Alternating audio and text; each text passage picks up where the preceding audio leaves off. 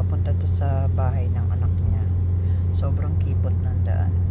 Tapos pataas ng pataas kami dun sa bundok. Ayan guys, kung gaano katarik yan. Ayan, kita nyo naman yan guys. Ayan. Tapos ikot na naman kami guys. Parang Baguio lang. Baguio style. Sobrang kipot ng daan. Tapos yung mga bundok-bundok nila, ayan, may mga bahay-bahay pa dun sa taas guys. Ayan, ayan, bundok. Ayan, kita nyo yung mga bahay nasa taas na ng bundok yan. Ayan, ayan, bahay ng bundok. Ayan, papunta kami ngayon guys dun sa bahay ng anak niya. Kaya mag-celebrate daw kami ng Christmas lunch Christmas kami doon sa bahay ng anak niya. Malaki yung bahay ng anak niya guys. Ayan, ito na yung lugar na yan oh. Yun sa anak niya guys, malapit sa tapat ng farm yung bahay ng anak niya. Ayan. Ayan. Diba? Kita nyo yan, patag. Nagtataka naman ako, bundok na bundok. Sa taas pala nun, patag naman. Akala ko pag sinabing bundok, bundok na as in. Di pala, mayroon palang kapatagan sa bundok din. Inosente talaga ako dito. Ayan guys. Ayan, ito ang papunta sa bahay ng anak niya, babae.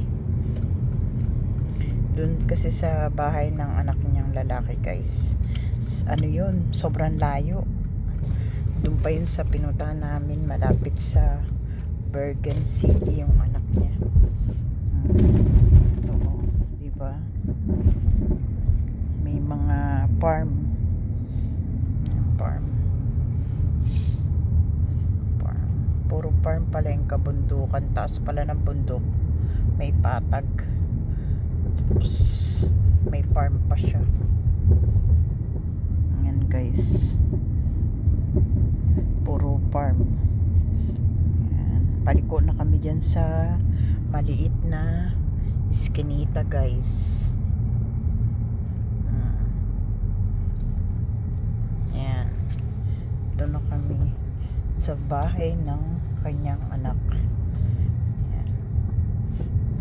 Doon kami kakain ng tanghalian. Hindi ko na ini-English kasi maintindihan niya pa. So, Tagalogin ko na lang. Ayan.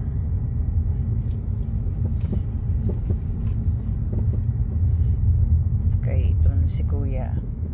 Sensitive din to. Ayan.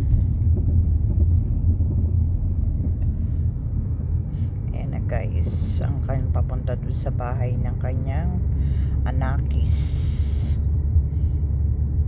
Wala kaming ginawa kundi maglibot sa pamilya niya, bumbuhay niya, pamilya pa, pamilya lang umiikot sa kanya.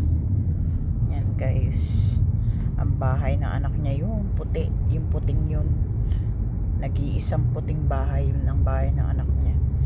Okay guys, pagod na ang aking mga kamay. So, see you later, alligator.